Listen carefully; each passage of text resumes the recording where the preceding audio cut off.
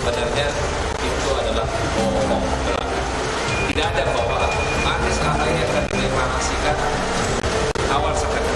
Jadi nggak ada. Partai Nasdem menyebut pernyataan dari Ketua Majelis Tinggi Partai Demokrat, Susilo Bambang Yudhoyono, adalah bohong. Soal sudah ada rencana deklarasi Anies dan AHY pada awal September. Ini yang jadi salah satu alasan kenapa Nasdem berencana melaporkan SBY ke polisi. Bendahara Umum Partai Nasdem Ahmad Saroni juga mengatakan sudah ada upaya dari Anies Baswedan untuk menghubungi AHY, tapi tidak ada respons. Ada. Jadi Pak Anies telepon, nggak diangkat sama AHY. Pak Sudirman Said coba komunikasi dengan pihak Demokrat, nggak diangkat. Jadi semua proses itu sebenarnya udah dijajaki di awal. Tapi waktu deadlock itu terjadi tentang pemilihan cawapres, Pak Anies itu bersama tim 8 itu menyerahkan kepada partai politik. Namun Partai Nasdem batal melaporkan Ketua Majelis Tinggi Partai Demokrat Susilo Bambang Yudhoyono ke Baris Krim Polri. Bendahara Umum Partai Nasdem Ahmad Saroni mengatakan dapat perintah dari Ketua Umum Partai Nasdem Surya Paloh untuk tidak melaporkan SBY. Sebelumnya dalam keterangan persnya, SBY sebagai Ketua Majelis Tinggi Partai Demokrat menyebut ada pertemuan Anies, tim 8 dan SBY bahwa pada 25 Agustus lalu Anies menemui SBY untuk menjadwalkan rencana deklarasi Anies dan AHY di awal September. Namun, SBY menyebut rencana ini ternyata bisa digagalkan. Anies menyampaikan kepada saya, didengar oleh semua, bahwa awal September ini, berarti hari-hari sekarang ini, akan mendeklarasikan koalisi ini dalam kapasitasnya sebagai capres. Berikut capres dan cawapres yang telah selesai. Partai Demokrat pun menyatakan sudah move on dari polemik duet Anies Baswedan Muhaymin Iskandar. Demokrat juga siap menentukan langkah politik selanjutnya. Tim Liputan Kompas TV. Saudara, lantas apa sebenarnya alasan ataupun motivasi dari Nasdem, kader Nasdem yang harus melaporkan SBY ke polisi meski memang akhirnya laporan tersebut dibatalkan? Kita bahas bersama dengan Direktur Parameter Politik sekaligus pengamat politik, Mas Adi Prayitno yang telah bergabung bersama kami di Kompas Malam. Salam sehat Mas Adi. Mas Andi, Anda menilai tindakan Nasdem sampai punya niat mau melaporkan SBY ini seperti apa? Ya, saya kira dua hal. Pertama ada yang substantif, yang kedua ada yang politis ya. Yang substantif itu tentu karena memang Nasdem melihat bahwa Pak SBY mungkin dianggap sangat keterlaluan, memberikan informasi bahwa seakan-akan Pak Anies Baswedan telah menginformasikan akan ada deklarasi di awal September, dan bagi Nasdem mungkin itu dianggap tidak valid dan mungkin dianggap tidak benar ya. Yang kedua tentu ada alasan-alasan yang politis Mas ya. Karena apapun dulunya serangan-serangan politisi-politisi Demokrat ke Nasdem dan PKS ini kan cukup sadis ya, disebut sebagai pengkhianat, musang berbulu domba dan seterusnya dan seterusnya. Hal-hal politik yang semacam ini sepertinya membuat sejumlah kader-kader Nasdem juga pastinya mendidih gitu ya, karena merasa dituduh, merasa disudutkan. Dan dalam banyak hal kalau itu tidak dilaporkan ke polisi misalnya, mungkin khawatirnya publik itu seakan-akan mengkonfirmasi bahwa Pak Anies itu adalah salah satu pemimpin calon presiden yang tidak menepati janji politiknya. Apalagi per hari ini kan sudah memasuki tahun politik ya, yang tentu saja pernyataan pengkhianat, musang berbulu domba itu secara tidak langsung kan mendowngrade kredibilitas Pak Anies sebagai calon presiden di 2024 yang akan datang. Oleh karena itu itulah yang saya lihat lebih kepada hal-hal yang sifatnya politis ya. Kenapa? Ada hal-hal politis yang terdapat dalam rencana laporan ini ya, meskipun akhirnya sudah dibatalkan. Kalau menurut Anda, hemat Anda, ini pribadi dilaporkan oleh Sahroni atau memang atas nama Partai Nasdem sendiri sudah mengetahui rencana dari pelaporan yang dilakukan oleh Sahroni ini?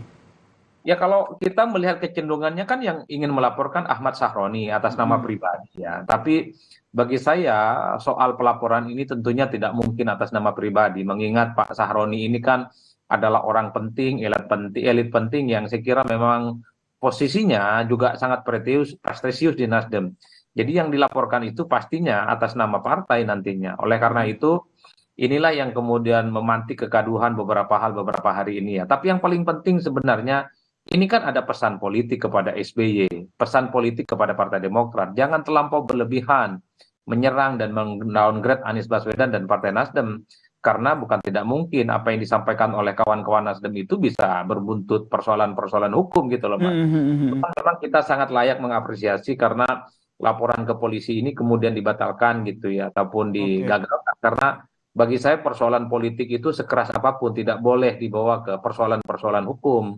Ya tuduh menuduh, ada pengkhianatan gitu ya, ada tikungan, ada ya harapan palsu dan sebagainya adalah hal lumrah dalam politik kita.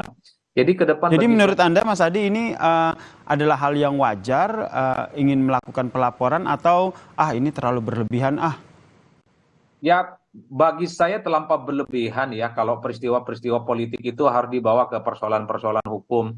Bahwa di politik misalnya kita sering mendengar istilah dikhianati, istilah dikibuli, istilah ditelikung gitu ya. Itu adalah perkara biasa. Oleh karena itu, selama statement-statementnya itu tidak mengarah kepada konflik, permusuhan, dan menimbulkan isu-isu sara misalnya sepanjang itu juga, saya kira memang laporan-laporan kepada pihak polisi itu bisa dihindari. Itu yang pertama, Mas. Yang kedua, saya kira memang para politisi kita ini juga harus mulai belajar ya untuk mengurangi hal-hal yang sifatnya provokatif. Bahwa kalau memang tidak benar ada upaya-upaya untuk melakukan deklarasi, tapi disampaikan ada deklarasi, inilah yang sepertinya membuat teman-teman Nasdem itu tidak terima. Nah ini ya Mas Adi, maaf saya potong, ini terkait dengan beda statement gitu, beda pernyataan antara Nasdem dan juga Demokrat soal AHY yang akan dijadikan sebagai bacawa pres gitu, soal deklarasi. Nah dua pendapat ini tentu akhirnya membingungkan publik juga nih. Menurut Anda apa yang harus dilakukan atau apa yang harus jadi panduan publik begitu sehingga tidak mana yang benar ini antara pernyataan ini? Ya kalau melihat kecenderungan rata-ratanya kan memang bahwa AHY sebagai calon potensial Anies Baswedan kan terbuka. Ketika ada surat tangan ya atau surat yang ditulis tangan oleh Anies Baswedan tanggal 25 Agustus. Tapi kan dalam politik itu Mas, Anies itu kan tidak bisa mewakili dirinya. Anies itu apapun adalah orang yang kemudian sempat dideklarasikan oleh Nasdem untuk maju di 2024. Sekalipun Anies misalnya punya ketertarikan untuk mengusung AHY sebagai calon wakil presidennya, tapi Anies tidak bisa melampaui Nasdem dan tidak bisa melampaui Surya Paloh yang saya kira merupakan partai politik utama yang memajukan Anies sebagai kandidat capres. Jadi inilah yang sepertinya membuat polemik tidak berkesudahan. Satu sisi mungkin surat yang ditulis oleh Anies ya tanggal 25 Agustus yang berupa tangan tulisannya itu adalah sebagai bentuk bagaimana Anies itu menginginkan AHY sebagai wakilnya. Tapi memang agak berbeda dari Nasdem yang memang sejak awal tidak terlampau memberikan rasa respek kepada AHY untuk bisa maju di 2024. Bantahan-bantahan semacam inilah yang saya kira sedang ditangkap oleh publik bahwa AHY itu sebenarnya disukai oleh Anies tapi mentok di Nasdemnya. Bantahan politik yang begitu keras, begitu ekstrim yang disampaikan oleh Demokrat sebagai bentuk amarah, sebagai bentuk kegeraman inilah yang sepertinya ingin dilaporkan oleh kawan-kawan Nasdem sebagai bentuk tidak terima. Karena dalam politik ya soal ya bohong-bohong dikit, nilikung-nilikung dikit adalah hal-hal biasa gitu Mas yang tidak perlu diseriusi apalagi misalnya dibawa kepada ranah hukum. Jadi tradisi politik kita memang kalau mau jujur janganlah sampai ini berujung pada persoalan-persoalan yang keluar dari substansinya. Hukum, hukum, dan hukum. Kalau bicara hukum sudah bicara tentang hitam dan putih. Tidak bicara tentang dinamika, tidak bicara tentang bagaimana hubungan antar partai. Oke, jadi menurut Anda kedepannya ini sudah selesai begitu ya rencana pelaporan oleh kader Nasdem ini?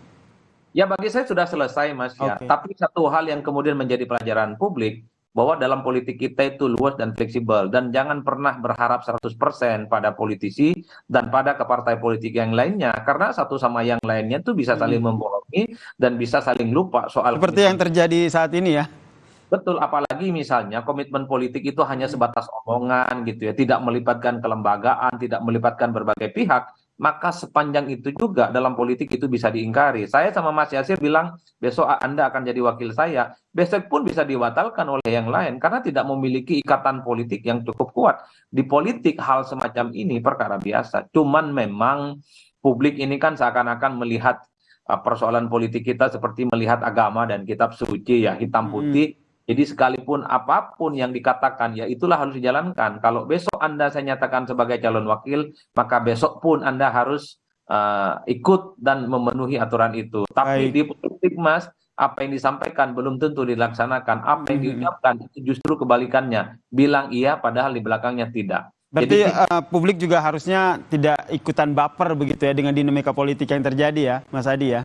ya, politik kan di Indonesia, para publik ini kan sudah paham betul, Mas, bohong-membohongi di politik ini perkara biasa kok. Baik. Bahkan begitu banyak para pemilih kita yang sudah ditinggalkan oleh para elit yang dulu selalu disebut mewakili rakyat, tapi nyatanya kalah pemilu jadi menteri gitu ya, itu kan juga membohongi dari rakyat.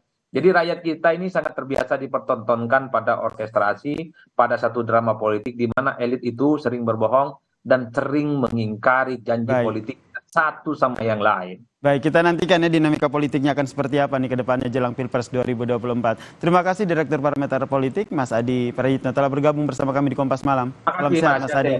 Selalu, Mas. Dan